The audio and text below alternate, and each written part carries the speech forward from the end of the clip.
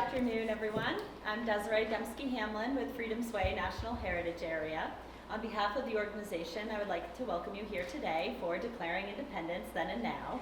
We are very grateful to our partners, the Westford Historical Society and Museum, for organizing today's performance. Thank you all. I would also like to recognize public historian and author of the Declaring Independence Then and Now script, Mary Fuhrer, who's here with us today. Thank you, Mary. So Freedom's Way is one of 55 national heritage areas in the United States. National heritage areas are distinct regions of the country that tell a uniquely American story. Each is managed in partnership with the National Park Service, and we are so very fortunate to have 5 national heritage areas in Massachusetts. Freedom's Way serves 45 communities in Massachusetts and New Hampshire. We also work in partnership with Minuteman National Historical Park, as one of the many stories of the Freedom's Way is centered around the American Revolution. Declaring Independence Then and Now is a program that Freedom's Way developed in collaboration with the American Antiquarian Society with support from the Massachusetts Society of the Cincinnati. The program grew out of the work that the organization was doing under the guidance of Mary to assist citizen historians in researching the words that were spoken by citizens who lived in the communities that now make up the heritage area in the periods before, during, and after the Revolution. One of the wonderful byproducts of Declaring Independence Then and Now is that it has opened up a whole new way at looking at how the Declaration of Independence was created. It wasn't a slam dunk. Instead, it was something that took a lot of time and it took a lot of thought and conversation. This process is a great indicator of one of the interpretive themes of our heritage area, which examines the American democratic process. In May, we learned that Declaring Independence Then and Now, which is now in its 3rd year, was selected to receive a 2019 Leadership in History Award of Excellence from the American Association for State and Local History. This award was made possible through the dedicated work of our many community partners, volunteer coordinators, citizen historians, narrators, and reenactors. So this is the last of 9 Declaring Independence Then and Now performances that were held this year. They are held in historic venues, such as this, and often in the same building or location that the Declaration was read from in the summer of 1776. So please join me now in welcoming our moderator for today, Lisa Sama, who will begin our program. Thank you.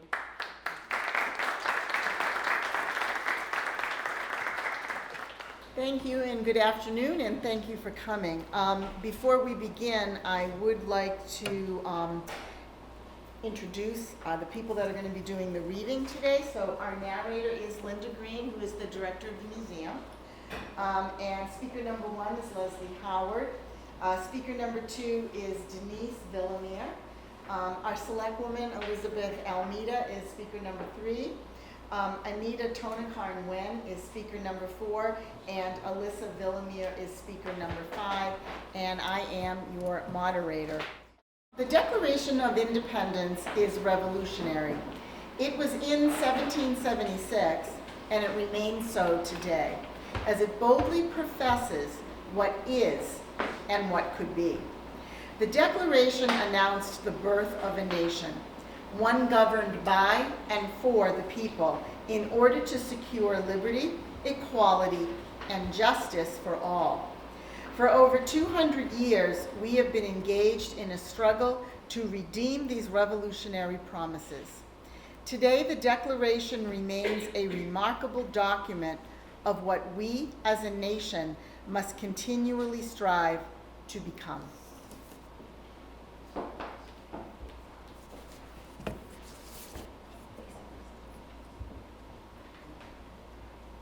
Many played a part in birthing the Declaration.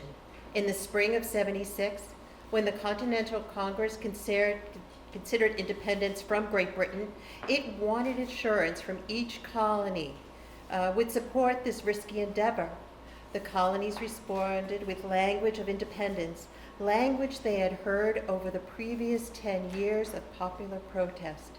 In Massachusetts, John Adams and a legislator put this matter directly to the people. Essex Journal, May 18, 1776.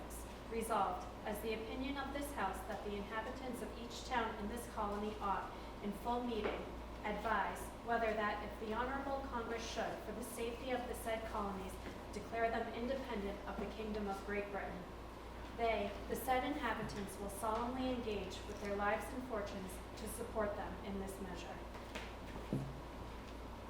Across Massachusetts, people gathered in town meetings to debate the question. Each knew the meaning of engaging with their lives and fortunes. If they tried and failed to separate from Britain, they would face penalties of treason, their property seized, their lives forfeited. Today, the results of these debates and votes survive in our town meeting record books. Some towns simply affirmed their support. Others drafted full-fledged town declarations of independence, and some, like Barnstable, whose coastline lay exposed to the world's most powerful navy, voted not to seek independence. Let us recover the words of the people of Massachusetts in 1776. Westford Town Meeting, June 14th, 1776. It is our humble opinion that nothing short of a state of independency will so well answer for our safety, and in case the said Congress should declare a state of independency, we will acquiesce thereto and risk our lives and fortunes in support thereof. In the town of Warwick, where the minister preached strenuously against independence, the town voted by yeas and nays. 38 names voted yea, and 44 more came in within 6 days and voted for independence, making a total of 82 yeas and not one in the negative. Sudbury Town Meeting, June 10th, 1776. The present unhappy situation of our public affairs by reason of the arbitrary and oppressive measures taken against us in the American colonies by the King and Parliament of Great Britain, and all hopes of an accommodation seems to be finally at an end. We, therefore, give the strongest assurance that it is not only the unanimous, but the hearty and sincere intention of your constituents that should the Honorable Continental Congress, for the safety of these colonies, declare them independent of Great Britain, they will, at the risk of their all, support them in the measures. Acted, June E14, 1776, at a general town meeting. The subverting of our Constitution, the many injuries and unheard barbarities which these colonies have received from Great Britain, confirms us in the opinion that the present age will be deficient in their duty to God, their posterity, and themselves, if they do not establish an American republic. We give them the strongest assurance that if they should declare America to be a free and independent republic, your constituents will support and defend the measures with their lives and fortunes. In Sudbury and Acton's responses, we see more than mere assent. In asserting their rights and grievances, they were following a model. The British people had a long tradition of respecting lawful authority. If a ruler was to be ousted and a new government instituted, reasons must be properly declared, such as the Declaration of Right in 1689, when the British disposed of Catholic James II and crowned his Protestant daughter Mary and her husband William, was a model for altering and abolishing government. The Declaration should include several elements. It should announce an important change in government. It should lay out the people's rights and show how those rights have been violated.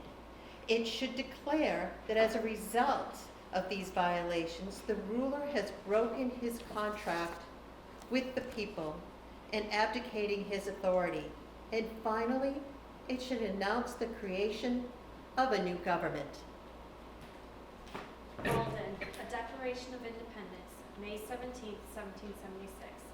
It is the ardent wish of our souls that America may become a free and independent state. A sense of unprovoked injuries will arouse the resentment of the most peaceful. Such injuries these colonies have received from Britain. Unjustifiable claims have been made by the king and his minions to tax us without our consent. These claims have been prosecuted in a manner cruel and unjust to the highest degree. They send fleets and armies to America, that by depriving us of our trade and cutting the throats of our brethren, they might awe us into submission and erect a system of despotism in America which should so far enlarge the influence of the crown as to enable it to rivet their shackles upon the people of Great Britain.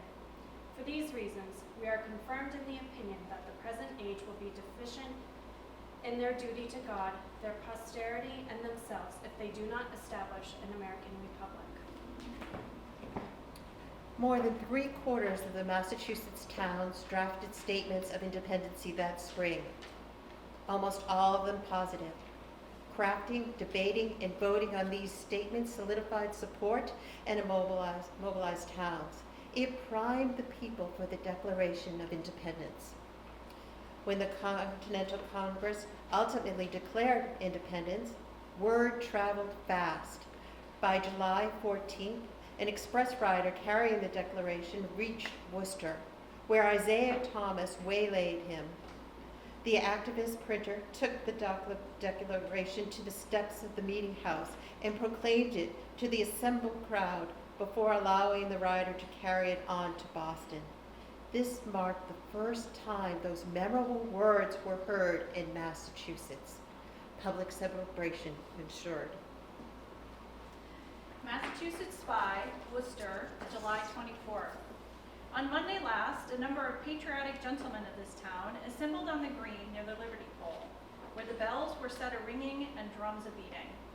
After which, the Declaration of Independency of the United States was read to a large and respectable body, who testified their approbation by repeated huzzas, firing of musketry and cannon, bonfires, and other demonstrations of joy.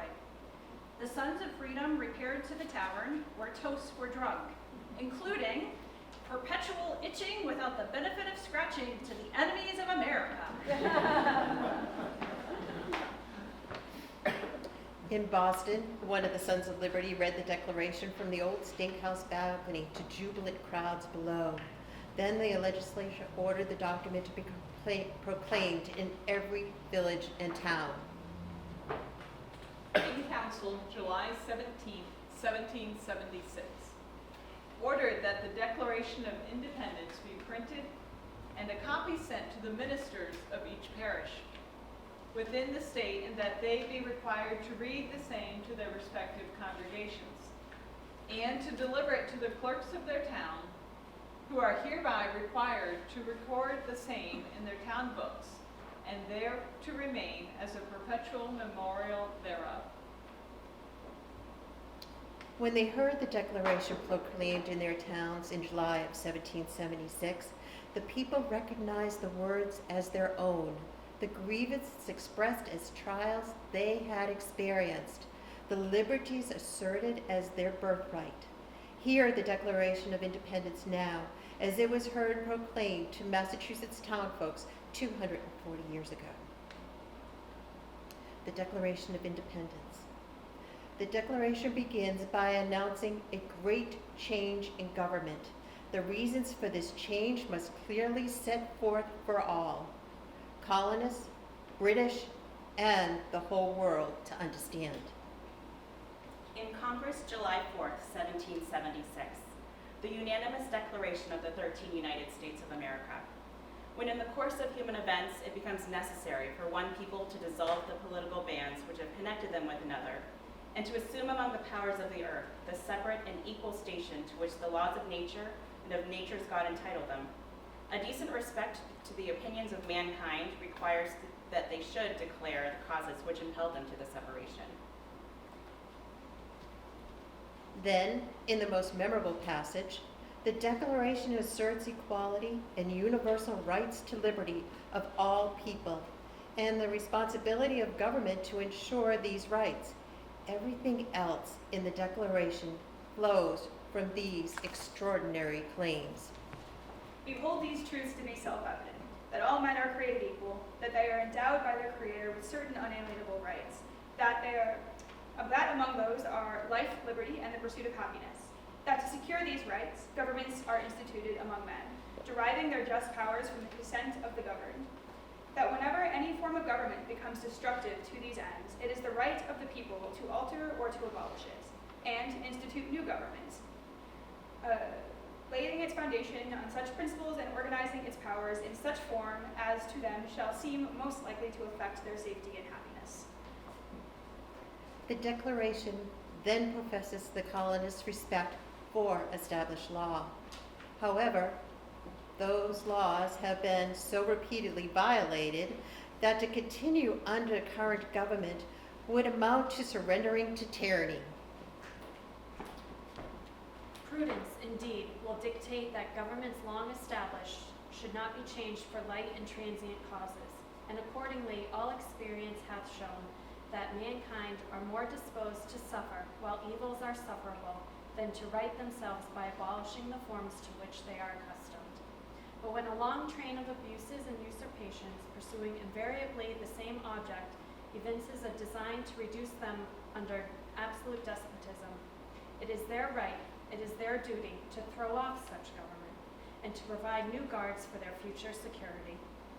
Such has been the patient sufferance of these colonies, and such is now the necessity which constrains them to alter their former systems of government. The longest portion of the Declaration details the people's grievances, for it is these grievances that justify the overthrow of authority. This train of abuse the king has repeatedly and purposely harmed the colonists is proof that he has become a tyrant and is no longer fit to be the guardian of their liberty and equality. The history of the present King of Great Britain is a history of repeated injuries and usurpations, all having a direct object the establishment of an absolute tyranny over these states. To prove this, let facts be submitted to a candid world. We then hear 29 general grievances against King, Parliament, and the British people. They begin with action taken by the King to obstruct, delay, negate colonial government, undermining the sovereignty of the people. He has refused his assent to laws, the most wholesome and necessary for the public good.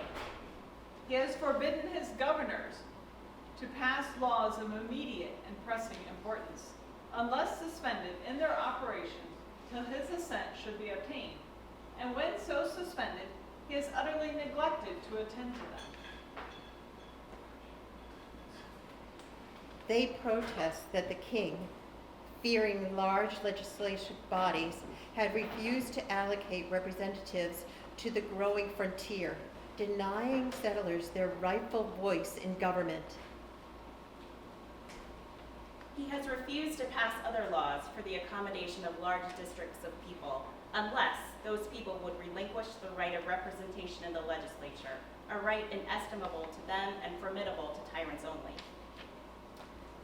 They protest punitive acts by the king and parliament that hamper the meanings and businesses of the colonial legislatures, again denying the people their rightful participation in government. He has called together legislative bodies at places unusual, uncomfortable, and distant from the depository of their public records, for the sole purpose of fatiguing them into compliance with his measures. He has dissolved representative houses repeatedly, for opposing with manly firmness his invasions on the rights of the people. He has refused for a long time, after such dissolutions, to cause others to be elected, whereby the legislative powers, incapable of annihilation, have returned to the people at large for their exercise, the state remaining in the meantime exposed to all the dangers of the invasion from without and convulsions within. All these above grievances point to one end. The king was obstructing the rule of law in order to silence the voice and will of the people. The list of grievances continued. The king had banned settlement in the Ohio River Valley, limiting westward migration of the colonists, and, in their minds, the right to secure their substance on a new land. He has thus obstructing prosperity and denying their pursuit of happiness. He has endeavored to prevent the population of these states, for that purpose obstructing adopting the laws for naturalization of foreigners, refusing to pass others to encourage their migrations hither, and raising the conditions of new appropriations of lands. The king interfered with American court of justice and diverted them from established rule of law and pursuit of the common good. He has obstructed the administration of justice by refusing his assent to laws for establishing judiciary powers. He has made judges dependent on his will alone for the tenure of their offices and the amount and payment of their salaries. The king appointed despised tax collectors and custom agents to police American trade and to ensure economic well-being of the people. He has erected a multitude of new offices and sent hither swarms of officers to harass our people and to eat out their substance. He has sent his armies to harass and intimidate them. He has kept among us in times of peace standing armies without the consent of our legislatures. He has affected to render the military independent of and superior to the civil power. He allowed Parliament to impose laws among the colonists, though the colonists had no representation in Parliament. That undermined the sovereignty of the people in their colonial legislatures. He has combined with others to subject us to a jurisdiction foreign to our Constitution and unacknowledged by our laws, given his assent to their acts of pretended legislation. Parliament punished their protests with a series of intolerable acts that violated their treasured rights as British citizens. For quartering large bodies of armed troops among us, for protecting them by a mock trial from punishment for any murders which they should commit on the inhabitants of these states, for cutting off our trade with all parts of the world, for imposing taxes on us without our consent, for depriving us in many cases of the benefits of trial by jury, for transporting us beyond seas to be tried for pretended offenses.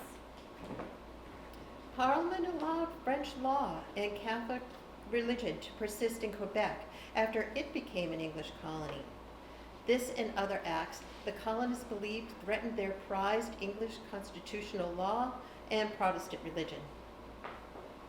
For abolishing the free system of English laws in a neighboring province, establishing therein an arbitrary government, and enlarging its boundaries so as to render it at once an example and fit instrument for introducing the same absolute rule into these colonies. Perhaps most grievously, the colonists believed the king and Parliament together conspired to strip them of their prized right of self-government. Constitutions were voided, laws abolished, even town meetings were banned.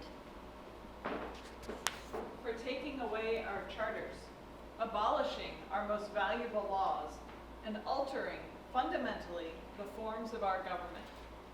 For suspending our own legislatures and declaring themselves invested with power to legislate for us in all cases whatsoever. By these abuses, the king had abandoned his role as their sovereign protector. He became their enemy at war with his own people. He has abdicated government here by declaring us out of his protection and waging war against us. He has plundered our seas, ravaged our coasts, burnt our towns, and destroyed the lives of our people. He is at this time transporting large armies of foreign mercenaries to complete the works of death, desolation, and tyranny, already begun with circumstances of cruelty and perfidy scarcely paralleled in the most barbarous ages and totally unworthy the head of a civilized nation. In that war, they asserted the king was imposing American sailors into British Navy and inciting Native Americans to attack the frontier. He has constrained our fellow citizens taken captive on the high seas to bear arms against their country, to become the executioners of their friends and brethren, or to fall themselves by their hands. He has excited domestic insurrections amongst us, and has endeavored to bring on the inhabitants of our frontiers, the merciless Indian savages whose known rule is warfare, is an undistinguished destruction of all ages, sexes, and conditions. The king ignored all their appeals for justice.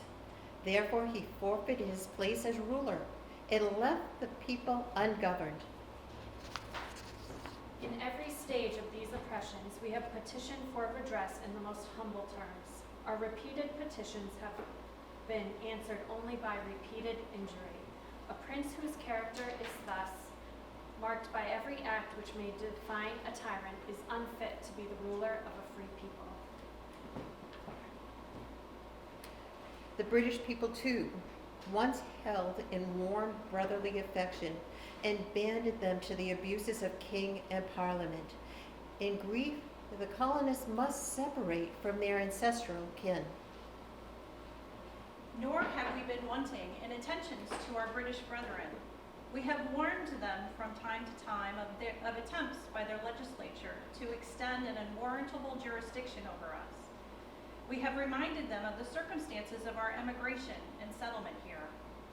We have appealed to their native justice and magnanimity, and we have conjured them by the ties of our common kindred to disavow these usurpations, which would inevitably interrupt our connections and correspondence. They too have been deaf to the voice of justice and of consanguinity. We must therefore acquiesce in the necessity which denounces our separation and hold them as we hold the rest of the world, the rest of mankind, enemies in war, in peace, friends.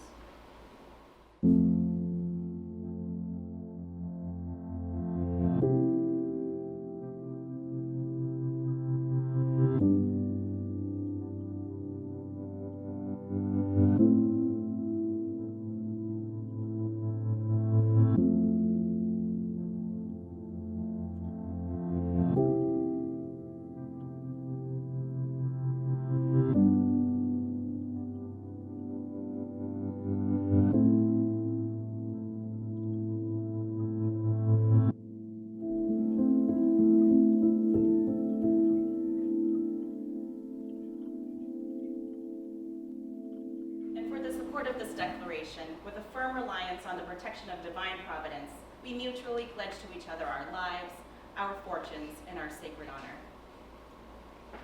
These words were proclaimed from pulpits, printed in broadsides, toasted in taverns. They responded to a deep-felt grievances. They professed deeply held rights. They inspired people to risk their all to create a new nation, a nation dedicated to liberty and equality.